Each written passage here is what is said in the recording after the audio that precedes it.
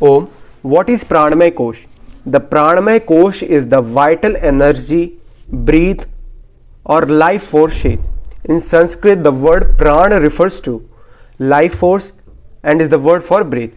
यह हो गई इसकी परिभाषा। अब प्राणमय कोश को हम अपनी शरीर का दूसरा भाग भी मानते हैं। शरीर और मन के मध्य में प्राण एक माध्यम है। यहाँ प्राण प्रवाह अदृश्य है, परंतु स्थूल देह का जीवन प्राण पर ही आश्रित है। हमारी संपूर्ण शरीर की शक्ति व ऊर्जा का स्रोत प्राणमय कोश ही है। ब्रह्मांड में जो वायु तत्व मौजूद हैं वही हमारी शरीर में प्राण के रूप में प्रविष्ट है। अर्थात हम यह कह सकते हैं कि जो सर्वगत होते हुए भी, हर जगह मौजूद होते हुए भी, जब हमारी शरीर हमारे देह में स्थित होते हैं तब हम उसे प्राण कहते हैं।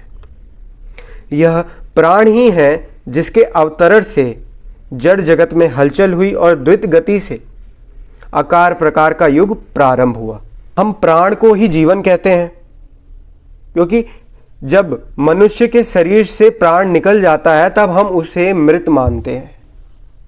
यह प्राणिक शक्ति ही संपूर्ण ब्रह्मांड की आयु है व वायु है। अर्थात हम यह भी कह सकते हैं कि प्राण वायु ही आयु है व स्वास्थ्य है।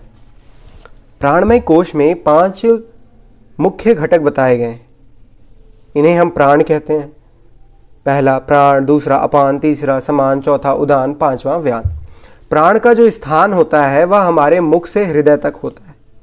अपान नाभि से पैरों तक, समान हृदय से नाभि तक, उदान कंठ से कपाल तक, व व्यान हमारे संपूर्ण शरीर में होता है।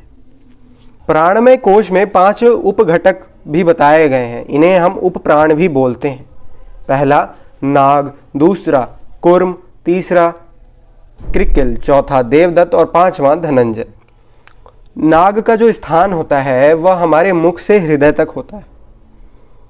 कूर्म का हमारी पलकों पे, कृकिल का कंठ से कपाल के मध्य तक होता है, देवदत्त का हमारी नासिका व धनंजय का संपूर्ण शरीर में स्थान बताया गया है।